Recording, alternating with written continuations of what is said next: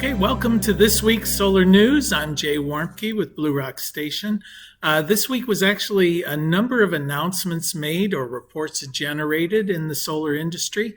The U.S. Department of Energy announced a solar supply chain report, and the findings of this report were basically that the solar industry is a global industry in nature, largely dependent upon supplies that are generated, either made in China or made by companies affiliated or beholden to China, and that the U.S. has a large amount of polycrystalline manufacturing facilities that could be made operational if there was a widespread effort to move production from the Southeast Asia to the United States.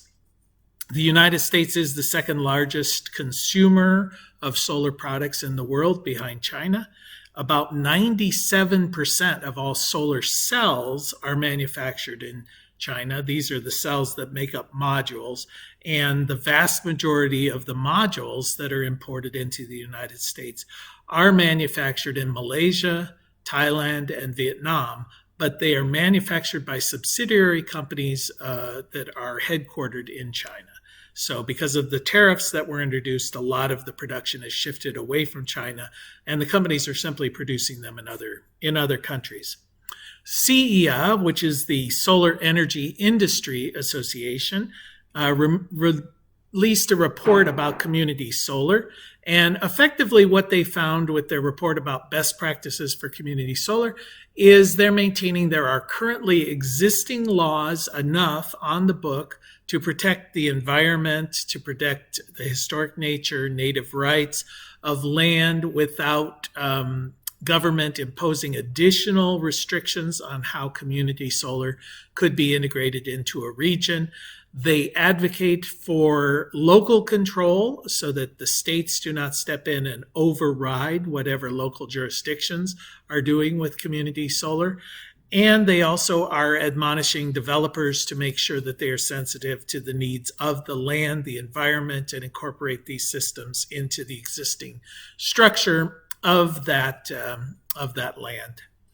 The EIA, which is the Energy Industries Association, released a report about green energy in the United States in 2021. Currently, renewables account for a little over 21% of all the electricity generated in the United States. Solar grew about 25% in 2021 over 2020. Wind grew at a rate of about 12%.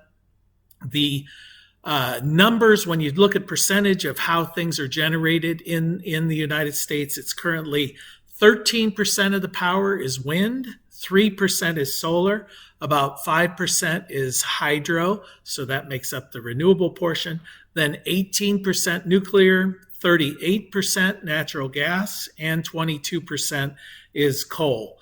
The long-term trend that they're projecting is that coal and nuclear will gradually be replaced by renewable sources, and that natural gas will either hold steady or continue to grow as it has in the last few years.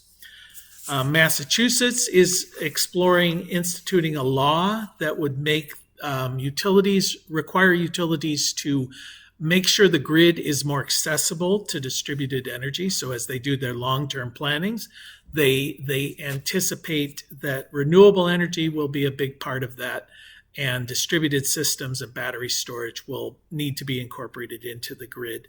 And California announced that they did meet their renewable portfolio standard target for 2020 with their goal was 33% generated from solar and solar and wind, and they got 34.5%. Their new goal, of course, by 2045 is to have 100% generated from renewable non-polluting sources by the year 2045. And in product news, LG is announcing that they are getting out of the solar panel manufacturing business. They've closed down their plant in Alabama, which was the second largest manufacturing facility of solar panels in the U.S. They only started production in 2018, so they've closed that down. They were the third largest quoted panel in the United States industry, making up about 14% of the solar panel marketplace in the US. So that's the news this week from Solar. Thank you, and we'll see you again next week.